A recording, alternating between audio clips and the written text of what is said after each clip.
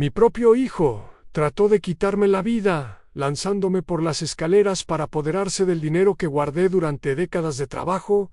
Lo que él jamás imaginó es que alguien lo estaba observando todo desde el edificio de enfrente y me llamo Manuel Fernández Ibáñez. Tengo 69 años. Durante más de 4 décadas trabajé como electricista en un taller modesto del barrio de Usera, en el sur de Madrid.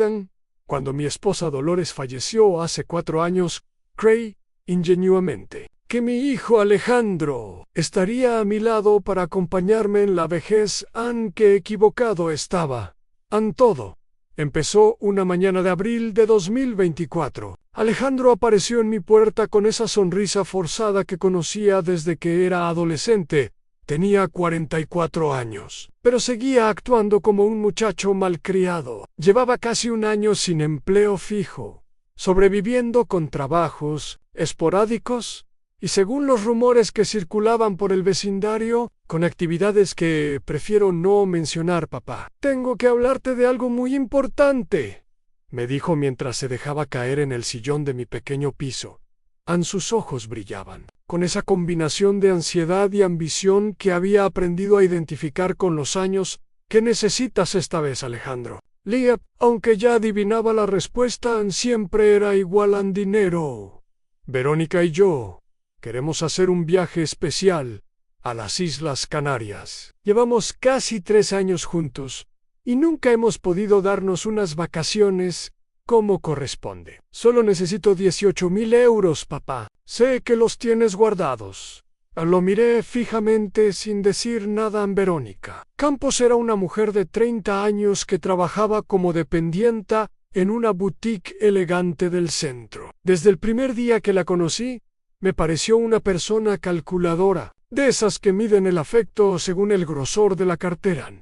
Alejandro estaba completamente enceguecido por ella. Alejandro, hijo, no puedo darte esa suma, le expliqué con calma. Estoy juntando ese dinero para comprarme un apartamento mejor, en una zona más tranquila. Este piso está muy deteriorado y tengo que pensar en mi futuro. Su rostro se transformó por completo. La máscara de cordialidad se desvaneció y apareció esa expresión endurecida que me recordaba tanto a sus años problemáticos de juventud. ¿En serio, papá? ¿Me vas a rechazar un préstamo cuando tienes plata acumulada? Siempre has sido igual de mezquino. No es mezquindad, Alejandro. Ese dinero representa años de esfuerzo, de hacer horas adicionales, de renunciar a gustos personales. Son mis ahorros de pensionista. Se puso de pie de golpe y comenzó a caminar de un lado a otro como una fiera atrapada. ¿Sabes lo que pienso, papá? Pienso que tienes mucho más dinero del que admites. Pienso que mamá te dejó una herencia que nunca nos revelaste. Esas palabras me hirieron en lo más profundo. Dolores jamás tuvo fortuna propia. Habíamos edificado todo juntos, céntimo a céntimo, con el sudor de nuestro esfuerzo honrado. Tu madre no dejó ninguna herencia, Alejandro. Todo lo que poseo son 50.000 euros que he acumulado en 20 años de jubilación. Kate está reservado para comprar ese piso que tanto anhelo. Mentira, vociferó golpeando la mesa con el puño cerrado. Siempre has sido un avaro. Jamás me has echado una mano cuando verdaderamente lo he necesitado. Te ayudé cuando tuviste el problema con las sustancias, le recordé con amargura. Costeé tu rehabilitación completa. Te mantuve durante meses sin exigir nada a cambio. Eso quedó atrás, papá. Ahora soy otra persona. Pero yo sabía que no era verdad. Podía distinguir en su mirada esa inquietud conocida, esa agitación que me transportaba a sus peores momentos. La influencia de Verónica lo estaba arrastrando nuevamente por el camino equivocado. La respuesta es no, Alejandro. No voy a entregarte el dinero de mis ahorros para un antojo. Permaneció callado durante varios minutos, observándome con una intensidad que me provocó escalofríos. Finalmente se encaminó hacia la salida. Esto no termina aquí, papá. De un modo u otro, obtendré lo que me hace falta. Esas palabras retumbaron en mi cabeza durante días enteros. No comprendía entonces que eran una amenaza genuina, un presagio oscuro de lo que vendría después. Las semanas posteriores a esa conversación se convirtieron en un tormento psicológico permanente. Alejandro empezó a visitarme prácticamente a diario, siempre repitiendo la misma letanía sobre el dinero que supuestamente yo ocultaba en Era, como si hubiera desarrollado una obsesión malsana, con la fantasía de que existía una fortuna familiar escondida. Papá, lo he estado meditando, me repetía, cada vez que cruzaba mi umbral. Es inconcebible que con tu salario de electricista hayas logrado ahorrar tanto. Tiene que existir algo más. Sus apariciones se volvieron caóticas y extenuantes. Llegaba a las 7 de la mañana. Durante mi descanso del mediodía, incluso se presentó a las 11 de la noche, argumentando que debíamos zanjar este tema de una buena vez. Alejandro, te lo he aclarado infinidad de veces, le insistía, con una paciencia que se consumía día a día. Durante más de 40 años, trabajé en el taller de Paco Navarro. Hacía jornadas dobles los sábados y domingos. Arreglaba instalaciones eléctricas en casas particulares para obtener ingresos extras. Tu madre remendaba prendas para las vecinas. Cada euro que poseemos fue ganado limpiamente, pero él se negaba a atender razones en su mente tergiversada. Yo era un viejo codicioso que le negaba a su único descendiente la posibilidad de alcanzar la dicha junto a su pareja. Verónica me ha puesto un plazo límite, me reveló durante uno de sus encuentros más crispados a mediados de mayo. Si no consigo el dinero para las vacaciones antes del verano, va a abandonarme. Asegura que está agotada de estar con un hombre sin metas. Hijo, si una mujer te chantajea con marcharse por cuestiones económicas, no es la compañera indicada para ti. Intenté razonar con él, aunque presentía que mis palabras no servirían de nada. No lo comprendes, estalló, recorriendo nervioso mi reducida sala en Ladoro. Es lo único valioso que me ha sucedido en años. No puedo dejarla escapar por tu culpa. No es por mi culpa, Alejandro. Es por tu falta de madurez. Tienes 44 años y nunca has conservado un empleo estable. Más allá de medio año. Sus ojos se inundaron de una cólera que me atemorizó sinceramente. Siempre me has criticado, ¿cierto? Nunca fui suficiente para ti. Nunca satisfiz tus expectativas del hijo. Modelo eso. No es verdad, susurré sintiendo cómo se me desgarraba el alma. Siempre te he querido sin importar tus tropiezos. Pero querer no significa costear caprichos durante. Esas semanas empecé a percibir cambios alarmantes en su conducta. Aparecía con los ojos enrojecidos. Hablaba de forma atropellada. Se mostraba suspicaz ante cualquier sonido del inmueble. Eran todos indicios que identificaba a la perfección de su etapa sombría, con los estupefacientes. ¿Has vuelto a consumir? Le cuestioné sin rodeos una tarde de finales de mayo. Por supuesto que no, bramó.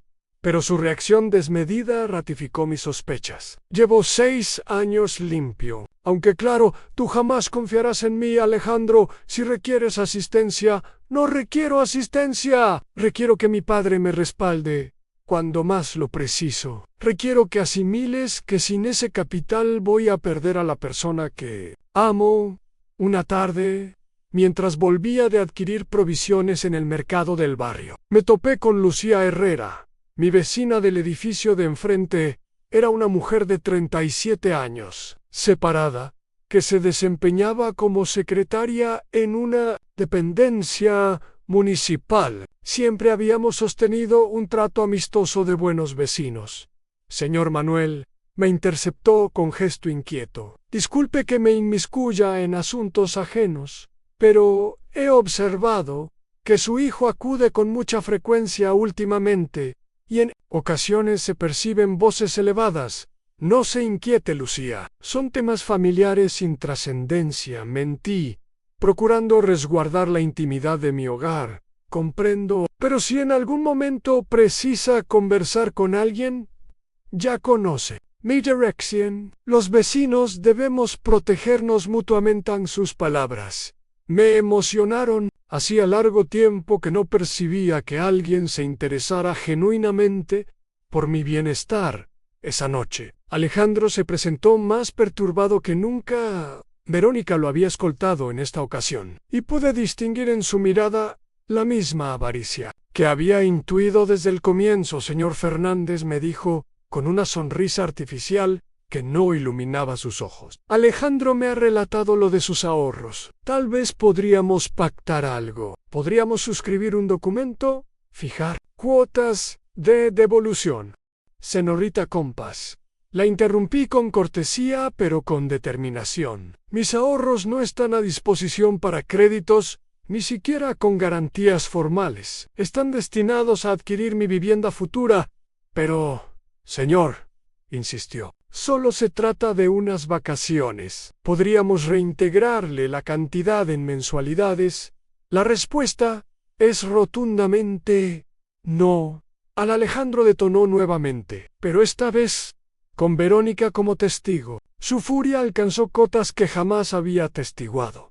«Eres un miserable egoísta», me vociferó mientras ella fingía apaciguarlo sin demasiado empeño. «Prefieres que tu capital se oxide en una cuenta bancaria antes que contemplar dichoso a tu único descendiente». «Alejandro, modera el tono», le solicité, consciente de que los vecinos podrían oír el escándalo. «No voy a moderarme. Estoy saturado de tu postura. Ese patrimonio debería pertenecerme por ley natural». Verónica finalmente me dio, pero no para respaldarme, sino para ejercer mayor represión. «Manuel, reflexione con detenimiento. Alejandro es su único sucesor. Esos fondos, tarde o temprano, serán suyos. ¿Por qué no anticipar una porción? Proporcionar felicidad a dos personas que se profesan amor». En ese instante comprendí cabalmente el panorama. No era únicamente un antojo de Alejandro, sino una maniobra calculada de dos individuos que me contemplaban como un estorbo entre ellos y mi capital. «Deseo que abandonen mi domicilio», les expresé con toda la firmeza que logré reunir. En este preciso momento se marcharon, pero los intercambios de miradas que compartieron antes de cruzar el umbral me colmaron de un desasosiego que no conseguí disipar en toda la velada. Tras esa confrontación con Alejandro y Verónica, mi apartamento se transformó en una cárcel de angustia. Cada crujido en el corredor me sobresaltaba. Cada timbrazo del interfono me tensionaba. Intuía que no claudicarían tan sencillamente, y mi instinto me alertaba de que algo considerablemente más grave se estaba fraguando. Los días subsiguientes transcurrieron en una quietud tirante, que me resultaba más perturbadora que los alaridos y las intimidaciones. Alejandro no apareció durante una semana íntegra, algo absolutamente insólito considerando su obsesión reciente con mi patrimonio honesta. Ausencia súbita me preocupaba más que sus visitas incesantes durante esos días de silencio. Me dediqué a reflexionar sobre la trayectoria de mi vínculo con Alejandro a través de los años. Evocaba al niño tierno que había sido, al adolescente díscolo pero afectuoso, y me interrogaba. ¿En qué momento preciso todo había comenzado a desviarse tan radicalmente?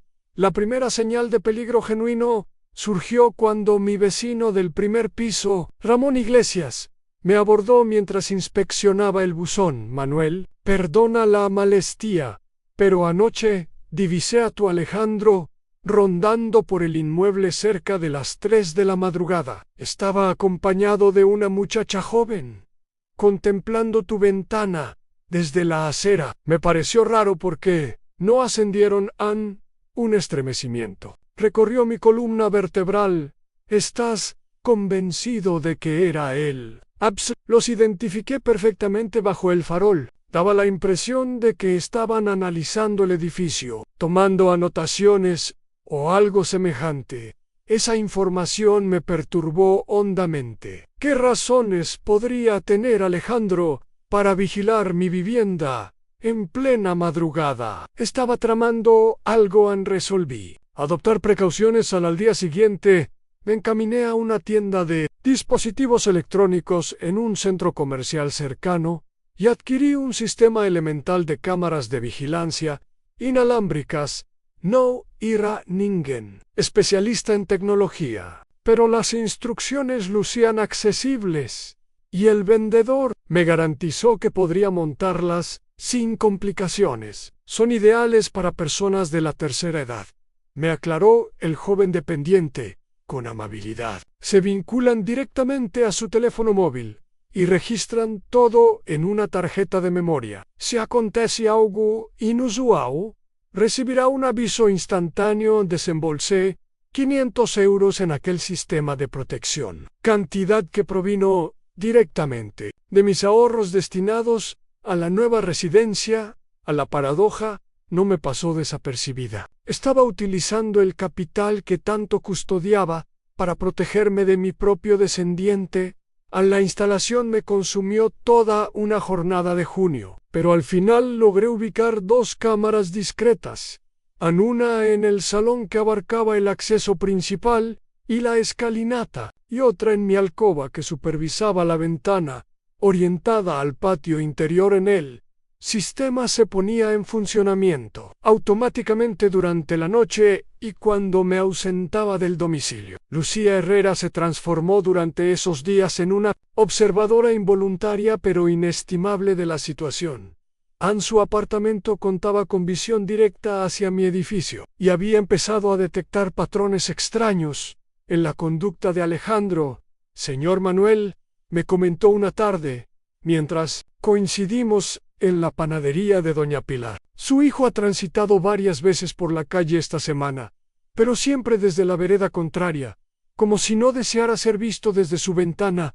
¿A qué horas lo ha observado? Fundamentalmente por las tardes, cuando usted suele salir a hacer los recados. En una ocasión lo vi aguardando en el café de la esquina, escrutando el portal de su edificio. Esta información corroboraba mis peores presentimientos. Alejandro estaba estudiando mis costumbres, mis horarios, mis desplazamientos. ¿Pero con qué propósito? La respuesta afloró del modo más imprevisto en una tarde de finales de junio. Mientras clasificaba algunos documentos relevantes en mi escritorio, descubrí entre mis papeles una carta que no recordaba haber depositado allí. Era una nota manuscrita con caligrafía que reconocí al instante. La de Alejandro: papá, sé que ocultas más dinero del que manifiestas. He estado indagando y sé que mamá poseía un seguro de vida que jamás mencionaste. También sé que el abuelo Esteban te legó terrenos en Toledo que liquidaste en secreto. No soy ningún imbécil. Si no me entregas lo que me corresponde por las buenas, tendré que obtenerlo de otra forma. La determinación recae en ti. Mis manos se estremecieron mientras recorría esas líneas. Cada imputación era completamente infundada. Dolores nunca contrató seguro de vida, porque no podíamos afrontar las primas mensuales. Mi padre Esteban falleció sin poseer más que obligaciones que yo mismo tuve que cancelar. Pero Alejandro había edificado en su imaginación una quimera de riqueza encubierta que legitimaba sus designios. Lo más escalofriante de todo era la insinuación de esa última oración: tendré que obtenerlo de otra forma. ¿Qué procedimientos estaba sopesando? Esa misma velada, las cámaras de seguridad captaron algo que me paralizó el corazón. A las 2:45 de la madrugada, Alejandro emergió en el vestíbulo del edificio. Portaba llaves. Las había duplicado sin mi conocimiento durante alguna de sus incursiones recientes. Lo contemplé ascender cautelosamente los peldaños, deteniéndose en cada nivel para percibir ruidos. Llegó hasta mi entrada y permaneció allí durante casi 15 minutos, aparentemente atento para verificar que yo dormía. Pues descendió nuevamente y se esfumó en las tinieblas. Al día siguiente examiné discretamente la cerradura de mi puerta. Había diminutas muescas metálicas que insinuaban tentativas de manipulación. Alejandro había estado intentando irrumpir en mi apartamento. Mientras yo reposaba, la circunstancia había escalado de extorsión sentimental a algo infinitamente más peligroso. A mi propio vástago estaba maquinando algo que podría comprometer mi integridad física. Decidí revelar a Lucía Herrera la verdad completa. Necesitaba que alguien estuviera al tanto de lo que acontecía. Por si la situación se agravaba, Lucía, debo comunicarle algo muy delicado, le expresé cuando la hallé regando los tiestos en su terraza. Naturalmente, señor Manuelan, y advertido que parece usted muy abrumado últimamente, le narré toda la situación, las intimidaciones de Alejandro, sus incursiones nocturnas, la nota amenazadora, las cámaras de vigilancia. A Lucía prestó atención con expresión cada vez más consternada. Dios santo, Manuel, esto es sumamente serio. Su hijo está hostigándole. Debería formular una denuncia ante las autoridades. Es mi único descendiente, Lucía. No puedo hacerlo, señor Manuel. La circunstancia de que sea su hijo no le otorga prerrogativa para amedrentarlo o coaccionarlo. Lo que me narra tiene visos de extorsión y acoso. Sus palabras poseían coherencia, pero mi corazón paternal se resistía a la noción de denunciar a Alejandro. Todavía albergaba la ilusión de que recapacitara, de que rememorara los principios que Dolores y yo habíamos procurado inculcarle. Hágame una promesa, me solicitó Lucía con gravedad. Si percibe que corre riesgo inminente, no vacile en contactarme. Habito justo enfrente.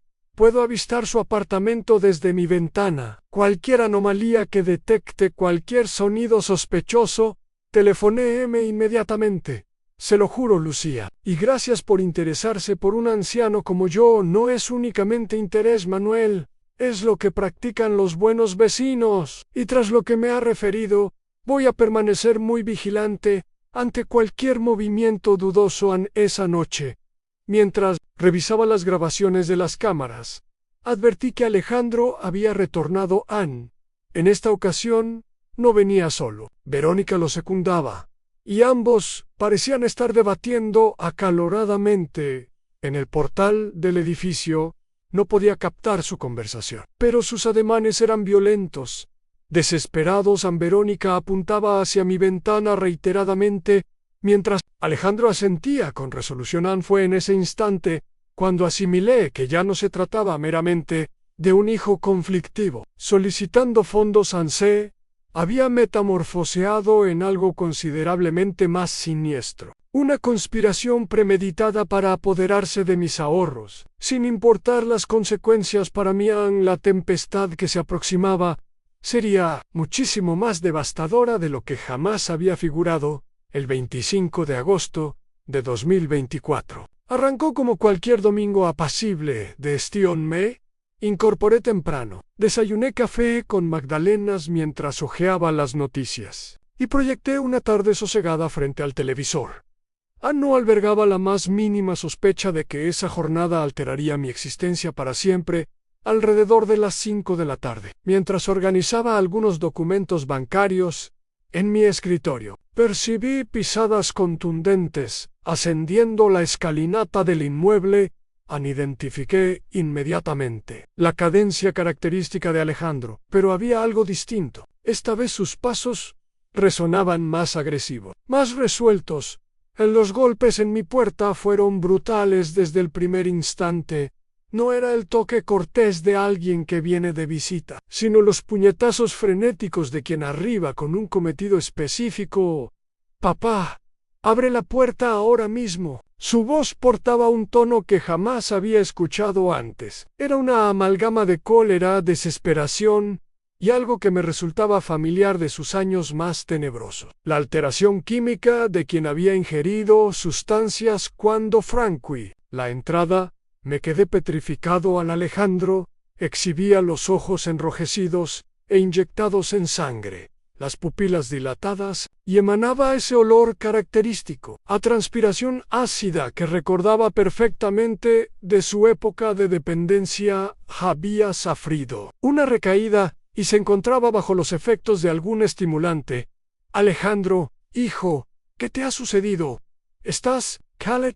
Me interrumpió bruscamente, empujándome hacia el interior del apartamento. Se acabaron los juegos, viejo. Hoy mismo me vas a entregar ese capital. Se encaminó directamente hacia mi alcoba, como si supiera exactamente dónde registrar. Comenzó a revolver cajones, armarios, arrojando vestimentas y documentos al piso con una violencia desenfrenada. Alejandro, por favor, serénate. ¿Podemos dialogar? No hay nada que dialogar. Verónica me ha concedido hasta mañana. Si no obtengo el dinero, me abandona definitivamente. Mientras devastaba sistemáticamente mi dormitorio, me vociferaba acusaciones cada vez más disparatadas. Estaba persuadido de que yo poseía cuentas bancarias clandestinas, alhajas escondidas, propiedades que había ocultado deliberadamente. Sé que posees más capital. He estado averiguando. He conversado con gente del vecindario que me ha revelado cosas. ¿Qué gente, Alejandro? ¿Qué te han contado? Patricio del bar me refirió que siempre costeabas las rondas cuando trabajabas. Remedios de la frutería asegura que tu mujer siempre adquiría las frutas más selectas. No podías permitirte esos dispendios con un jornal de electricista. Sus razonamientos eran absolutamente irracionales, fruto de una mente perturbada por los narcóticos y la desesperación. Patricio y Remedios eran sencillamente vecinos cordiales, que evocaban épocas mejores, cuando Dolores y yo nos concedíamos pequeños lujos esporádicos tras décadas de privaciones. Alejandro, por favor, escúchame. Esas personas se confunden o malinterpretan. Embustero. Su alarido fue tan estentóreo que estoy convencido de que retumbó en todo el inmueble. En ese momento, se dirigió hacia el salón, donde yo conservaba mis documentos bancarios más cruciales. Aquí están tus extractos de cuenta. Vamos a comprobar cuánto capital posees. En realidad, comenzó a inspeccionar cada papel, cada documento, rastreando evidencia de la fortuna ficticia que había fabricado en su mente alterada cuando localizó los extractos de mi cuenta de ahorros. Su semblante transitó de furia a una combinación de frustración y cólera aún más intensa. ¿50.000 euros? ¿Solo 50.000? Pero tiene que haber más. Tiene que haber cuentas que no figuran aquí, Alejandro. Ese es todo mi patrimonio. Todo lo que he acumulado en 20 años de jubilación. No existe más. Mientes. Siempre has mentido. Su estado se deterioraba por momentos.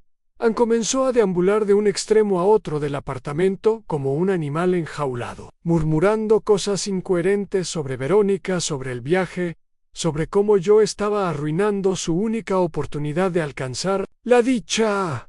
¿Sabes lo que me confesó ayer? Me vociferó deteniéndose abruptamente frente a mí. Me confesó que si no conseguía el dinero, se marcharía con Roberto, su superior del trabajo. Afirma que él sí sabe cómo agasajar a una dama, como se merece, Alejandro. Si ella te coacciona de esa manera, no is coercion, es la realidad. Y tú eres el único impedimento entre yo y mi felicidad. En ese momento se encaminó hacia el mueble donde yo custodiaba mis documentos más relevantes. Escrituras, pólizas, testamento.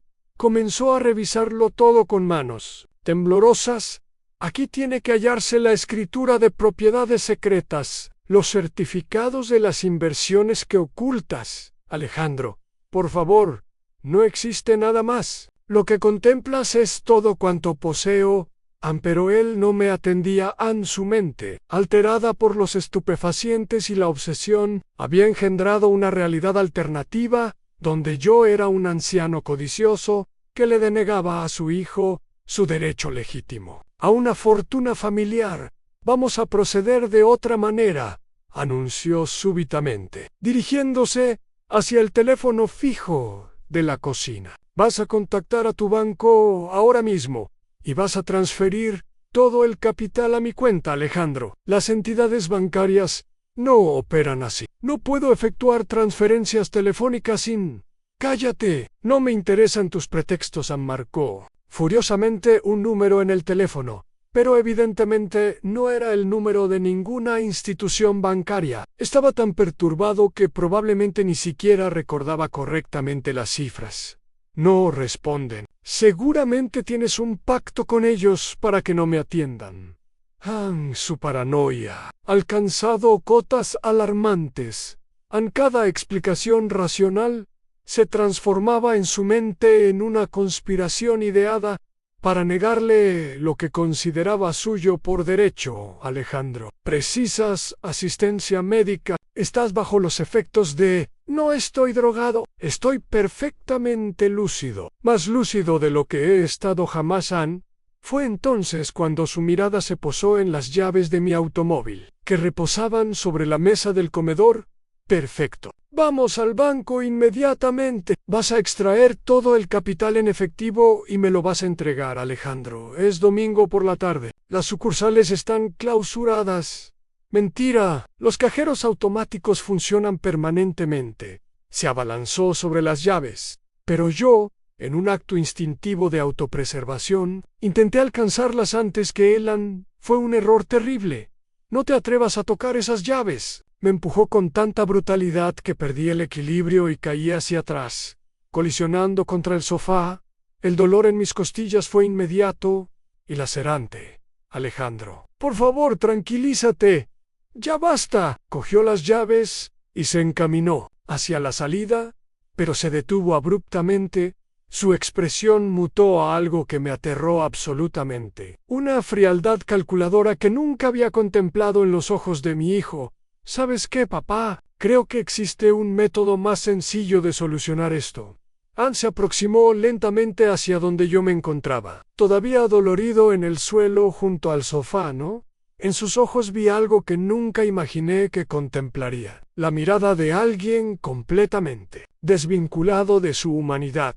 Si te acontece algo, si sufres un percance, todo tu capital pasará automáticamente a pertenecerme. Soy tu único heredero, Alejandro.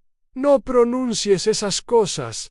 No es únicamente algo que pronuncio. Papá, es algo en lo que he estado cavilando intensamente últimamente. Me auxilió a incorporarme, pero no por compasión. Me condujo hacia la escalinata del apartamento, y fue allí donde comprendí sus verdaderas intenciones. Un accidente en las escaleras sería muy verosímil para un hombre de tu edad, murmuró con una serenidad que me congeló el espíritu. Entonces, sin previo aviso, me empujó con todas sus fuerzas. Rueda hasta tu muerte. Viejo inservible. El mundo se transformó en una sucesión de impactos, dolor y oscuridad. Mi cuerpo rodó por los peldaños de mármol como una marioneta destrozada. Colisión enviaba oleadas de agonía a través de mis huesos envejecidos. Escuché el crujido siniestro de mis costillas al quebrarse. Percibí el sabor metálico de la sangre inundando mi boca. Después, la inconsciencia me abrazó como un manto protector, distanciándome del dolor físico y emocional de asimilar que mi propio vástago había intentado asesinarme. Lo que Alejandro desconocía era que Lucía Herrera había estado observando desde su ventana. Había visto a mi hijo entrar precipitadamente al edificio. Había escuchado los gritos que atravesaban las paredes. Y cuando vio mi cuerpo rodar por las escaleras a través de la ventana del pasillo, no dudó ni un segundo. Marcó el número de emergencias mientras descendía corriendo las escaleras de su propio edificio. Emergencias. Necesito una ambulancia inmediatamente. Un hombre mayor ha sido empujado por las escaleras. El agresor sigue en el edificio. Alejandro, al escuchar las sirenas acercándose, había huido por la puerta trasera del edificio, convencido de que había cometido el crimen perfecto. No. Sabía que Lucía lo había visto todo. No sabía que las cámaras que yo había instalado habían grabado cada momento de su agresión. Desperté 4 días después en la unidad de cuidados intensivos del Hospital La Pasan. Lo primero que experimenté no fue el dolor físico, aunque ese vendría después, sino una desorientación profunda sobre dónde me hallaba y qué había acontecido. En las luces fluorescentes del techo me deslumbraban, y el sonido constante de máquinas monitoreando mis signos vitales creaba una sinfonía mecánica que me confundía completamente. Señor Fernández, mantenga la calma. Se encuentra en el hospital. Ha sufrido un incidente muy grave. A la voz pertenecía a una doctora joven de unos 40 años, con cabello oscuro recogido y una expresión compasiva. Su bata blanca portaba una identificación que descifré con dificultad. Doctora Carmen Vázquez Pérez, traumatología. ¿Qué me ha ocurrido? Loga, titula. Aunque hablar me provocaba un dolor punzante en el pecho, ha padecido una caída muy seria por las escaleras de su edificio. Presenta 4 costillas fracturadas, un traumatismo cráneoencefálico moderado, múltiples contusiones y una fractura en el brazo izquierdo. Ha permanecido inconsciente durante casi 100 horas.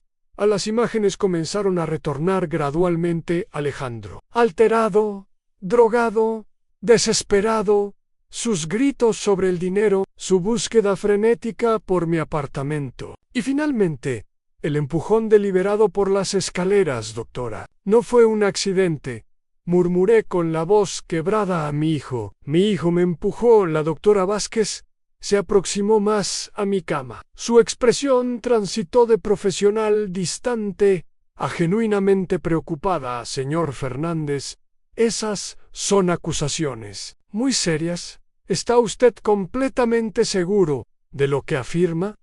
Alejandro, mi hijo Alejandro, me empujó intencionadamente por las escaleras. Pretendía eliminarme para heredar mi patrimonio. La doctora tomó notas meticulosamente en mi historial clínico y pude percibir en sus ojos que me daba crédito. Probablemente había atestiguado suficientes casos de violencia doméstica para identificar las señales. Señor Fernández, debo informarle que su caso ya ha sido comunicado a las autoridades. Cuando alguien ingresa con lesiones tan severas por una caída, especialmente a su edad, es procedimiento habitual investigar las circunstancias. Hizo una pausa antes de continuar.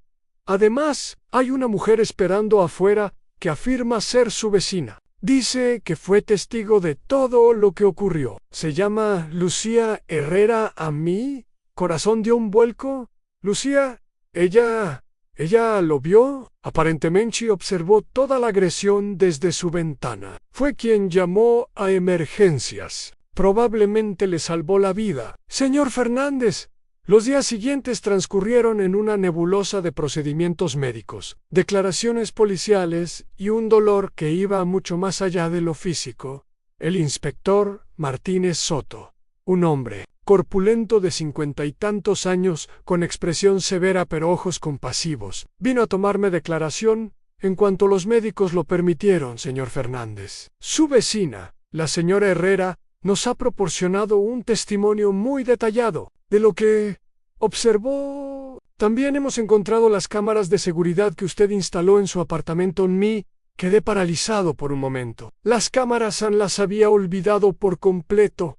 Las grabaciones son reveladoras, continuó el inspector. Claramente a su hijo ingresando al apartamento en estado alterado, las discusiones y finalmente el momento en que lo empuja por las escaleras.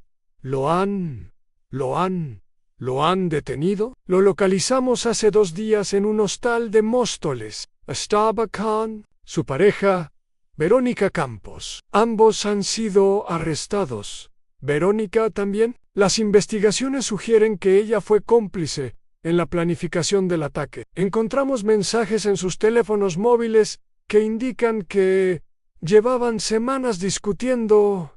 Como el inspector hizo una pausa incómoda. ¿Cómo hacerse con su patrimonio? No supe qué sentir en ese momento. A una parte de mí, la parte paternal que nunca moriría del todo, sintió un dolor profundo por Alejandro. Pero otra parte, la parte que había rodado por aquellas escaleras creyendo que iba a morir, sintió algo parecido al alivio. Lucía vino a visitarme al hospital. Casi todos los días durante mi recuperación me traía revistas, frutas y sobre todo compañía. No sabe cuánto lamento no haber actuado antes, me dijo un día, con lágrimas en los ojos. Debí haber llamado a la policía cuando vi los primeros signos de que algo iba mal. Lucía, usted me salvó la vida. Si no hubiera estado observando, si no hubiera llamado a emergencias tan rápido, cualquier vecino habría hecho lo mismo. No, le dije, tomando su mano. No, cualquier vecino. Usted es especial. El juicio se celebró 6 meses después. Alejandro fue condenado a 12 años de prisión por intento de homicidio, con agravante de parentesco y premeditación. Verónica recibió una condena de 4 años por complicidad. Durante el juicio, Alejandro me miró con ojos que alternaban entre el resentimiento y algo que podría haber sido arrepentimiento. Nunca lo sabré con certeza. Cuando el juez dictó sentencia, algo se rompió definitivamente dentro de mí. Pero también algo sanó. Han pasado 18 meses. Desde aquel día terrible de agosto, finalmente conseguí comprar ese apartamento nuevo en un barrio más tranquilo. Es pequeño pero luminoso, con una terraza donde cultivo tomates y pimientos, tal como hacía con Dolores. En nuestro viejo huerto familiar, Lucía me visita regularmente. Nos hemos convertido en grandes amigos. A veces cocinamos juntos, otras veces simplemente nos sentamos en la terraza a ver atardecer sobre los tejados de Madrid. Alejandro me escribe desde prisión ocasionalmente. En sus cartas están llenas de disculpas, de promesas de cambio, de súplicas, de perdón. No las respondo. No por rencor, sino porque todavía no sé qué decir. Quizás algún día encuentre las palabras. Quizás algún día pueda perdonarlo completamente. Pero por ahora me concentro en vivir, en disfrutar cada amanecer que me fue casi arrebatado, en agradecer a los desconocidos que se convirtieron en ángeles guardianes, en recordar que, a veces, la familia que elegimos es más valiosa que la familia con la que nacemos. Mi hijo intentó quitarme la vida por dinero, pero lo que él no comprendió es que el verdadero tesoro nunca estuvo en una cuenta bancaria, estaba en los momentos compartidos con Dolores, en las sonrisas de los vecinos que se preocupan por un viejo, en los atardeceres dorados sobre mi pequeña terraza, en la segunda oportunidad que la vida me concedió, y eso, ninguna cantidad de dinero podrá comprarlo jamás. Fin.